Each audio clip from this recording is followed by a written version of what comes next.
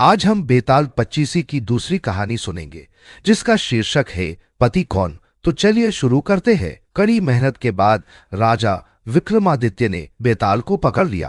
उन्होंने उसे अपने कंधे पर लाद लिया और श्मशान की ओर चल पड़े। रास्ते में बेताल ने एक नई कहानी शुरू की और बोला, राजन, यह रास्ता लंबा है, चलो इसे एक कहानी से रोचक बनाते हैं।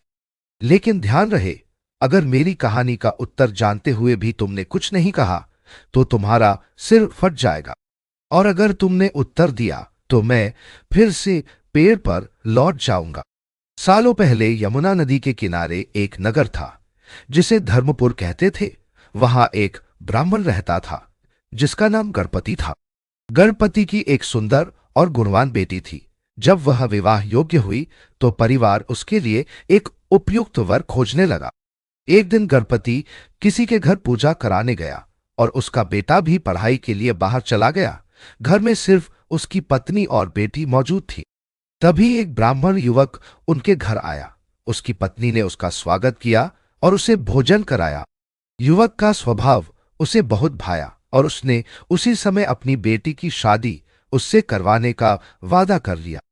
इसी दौरान गणपति ने पूजा कराते समय एक और ब्राह्मण युवक से मुलाकात की। उसकी बुद्धिमानी और आचरण देखकर गणपति ने भी अपनी बेटी की शादी उससे कराने का निर्णय लिया।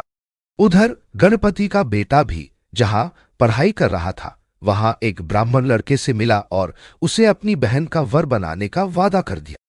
एक दिन गणपति और उसका बेटा अपने अपने चुने हुए वरों को लेकर घर पहुंचे, लेकिन वहां पहले से ही तीसरा युवक मौजूद था। अब तीनों युवक घर में थे और हर किसी से शादी का वादा हो चुका था। पूरे परिवार में असमंजस छा गया कि अब लड़की का विवाह किससे कराया जाए। इसी बीच पड़ोस से एक व्यक्ति दौड़ता हुआ आया और सूचना दी कि उनकी बेटी को सांप ने डस लिया है। परिवार और तीनों युवक तुरंत उस स्थान पर पहुंचे, लेकिन तब तक लड़की की मृत्यु हो चुकी थी। लड़की की मृत्यु ने सभी को गहरा दुख पहुंचाया। उसके अंतिम संस्कार की तैयारियां की गई और उसके क्रियाकर्म पूरे किए गए। लड़की का परिवार और तीनों ब्राह्मण युवक अपनी अपनी तरह से शोक में डूबे थे। तीनों युवकों ने अलग अलग फैसले लिए। पहला युवक लड़की की हड्डियां लेकर जंगल में चला गया। दूसरा उसकी राख को एक पोटली में बांधकर उसी श्मशान में रहने लगा। तीसरा ब्राह्मण योगी बनकर देश देश घूमने निकल गया। वर्षों बाद योगी ब्राह्मण एक तांत्रिक के घर पहुंचा। तांत्रिक ने उसका स्वागत किया और उसे अपने घर में ठहरने का आग्रह किया। योगी तांत्रिक के घर रहने लगा। एक दिन तांत्रिक अपनी साधना में मग्न था और उसकी पत्नी भोजन पका रही थी। इसी बीच उनका बेटा जोर जोर से रोने लगा। तांत्रिक की पत्नी ने उसे चुप कराने की बहुत कोशिश की, लेकिन वह नहीं माना। गुस्से में आकर उसने अपने बेटे को चूल्हे में फेंक दिया। योगी यह दृश्य देखकर दंग रह गया। वह गुस्से में तांत्रिक के घर से जाने को तैयार हो गया। तभी तांत्रिक वहां पहुंचा और उसने योगी से रुकने की गुजारिश की। योगी ने गुस्से में जवाब दिया, मैं उस घर में नहीं रुक सकता जहां इतनी क्रूरता हो। तांत्रिक मुस्कुराया और चूल्हे के पास जाकर एक मंत्र पढ़ा। मंत्र पढ़ते ही उसका बेटा जीवित हो गया। यह देखकर योगी हैरान रह गया।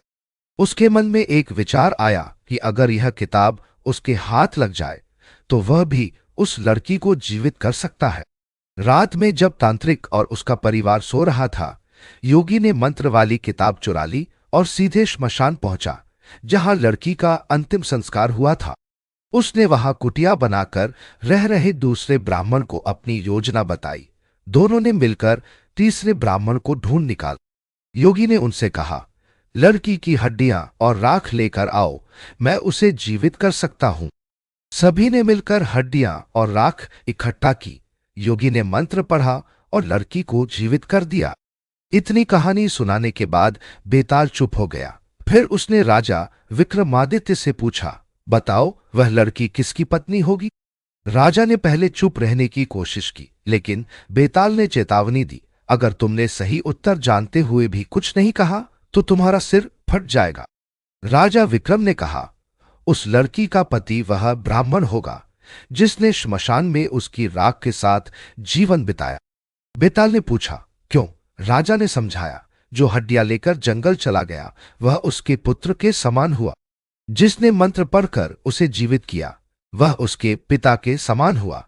लेकिन जो उसकी राख के साथ रहा उसने पति के धर्म का पालन किया, इसलिए वही उसका पति है।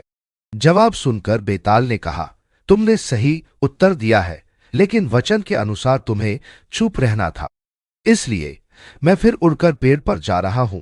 इतना कहकर बेताल फिर से उड़कर घने जंगल के पेड़ पर जा लटका।